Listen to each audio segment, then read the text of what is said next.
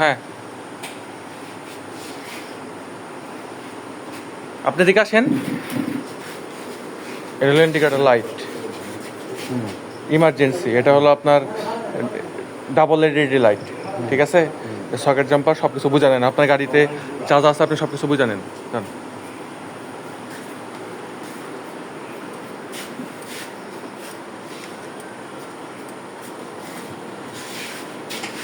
I don't like.